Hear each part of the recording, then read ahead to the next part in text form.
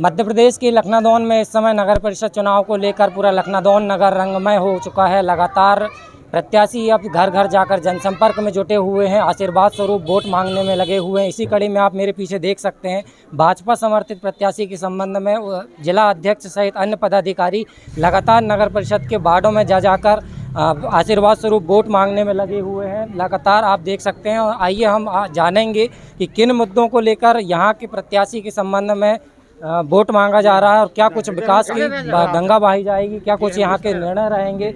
हमारे साथ वार्ड क्रमांक 11 से भाजपा समर्थित प्रत्याशी हैं। आइए उनसे जानते हैं कि वार्ड में जाकर वो किस प्रकार के लोगों से विकास मुद्दे को लेकर वोट मांगने में लगी हुई हैं। जी, किन मुद्दों को लेकर आप जनता के बीच जा रही हैं, क्या कुछ वार्ड क्रमांक 11 प्रत्याशी सब जी, क्या क्या मुद्दे हैं वार्ड विकास को लेकर जनता सब के बीच मुद्दे आप सब क्या कुछ अपील रहेगी, सब आपकी वो है और क्या। इनके साथ इनके समर्थन में जिला अध्यक्ष भाजपा से हमारे साथ मौजूद हैं आलोक जी। आइए उनसे जानते हैं कि किन मुद्दों को लेकर वार्ड के लोगों के पास जा रहे हैं और क्या कुछ अपील की जा रही है। सर, भारतीय जनता पार्टी की केंद्र की सरकार, मोदी जी की सरकार और मध्य प्रदेश की हमारी शिवराज जी की सरकार, इनकी लगभग हर घर में 8 से 10 योजनाएं, चाहे प्रधानमंत्री आवास कह लें, चाहे आयुष्मान योजना कह लें, चाहे अन्य योजना कह लें, लाडली लक्ष्मी योजना कह लें, और ऐसी लगभग 50 से 60 योजनाओं का निश्चित रूप से प्रत्येक परिवार में कुछ न कुछ योजनाएं निश्चित रूप से हैं।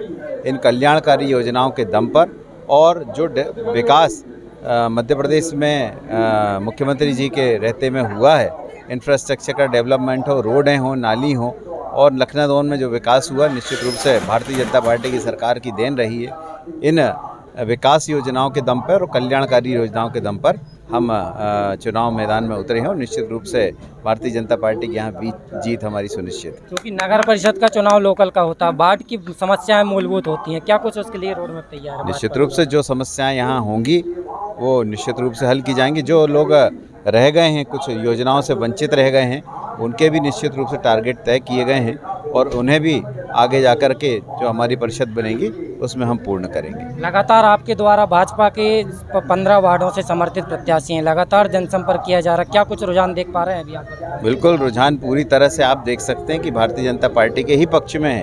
कांग्रेस कहीं ना कहीं बहुत कम मात्रा में नज़र आ रही है, कहीं तो प्रत्याशी भी निकल नहीं पा रहे हैं। तो ये संकेत आपको दिखेंगे जिस रूप में जनता का समर्थन, महिलाओं से लेकर के हर वर्ग का, युवाओं का, एससी समाज, एसटी समाज, सबका समर्थन हमारी रैलियों में आप देखेंगे और आपको अंतर निश्चित रूप से महसूस हो जाएगा। नगर के 15 वार्डों में चुनाव होना, क्या कुछ आपकी अपील है? मेरी अपील यही है कि भारतीय जनता पार्टी चूँकि केंद्र में हमारी सरकार है, उनकी कल्याणकारी योजनाएं हैं, मध्य प्रदेश में शिवराज जी के नेतृत्व में सरकार है। 15 महीनों की कांग्रेस की सरकार में लोगों ने देखा कि संबल योजना जहां छीन ली गई और ऐसी बहुत सारी योजनाएं, चाहे फसल बीमा योजना हो, किसानों से संबंधित और भी योजनाएं हो, या शहरी विकास की जितनी योजनाएं हैं वे योजनाएं छीन ले गई थी।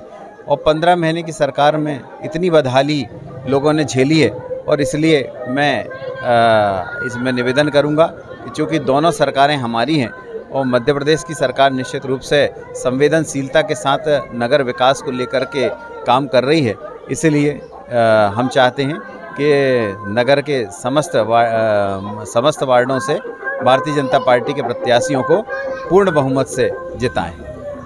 ये थे हमारे साथ भाजपा जिला अध्यक्ष आलोक दुबे जी, जो लगातार प्रत्याशियों के जनसंपर्क में जुटकर कार्य करने में लगे हुए हैं। और आप देख सकते हैं मेरे पीछे जितने भी कार्यकर्ता हैं लगातार भाजपा के समर्थन में रंग में रखे हुए हैं। पूरा लखनऊ नगर इस समय रंग में रंगा हुआ है, चुनावी दौर है। अब देखना होगा कि आगामी 30 तारीख को जब चुनाव के परिणाम आएंगे तो यहाँ पर बाजी कौन मार पाता है। सुदीप तिवारी के साथ बाल मुकुंद सिंह, लखनऊ।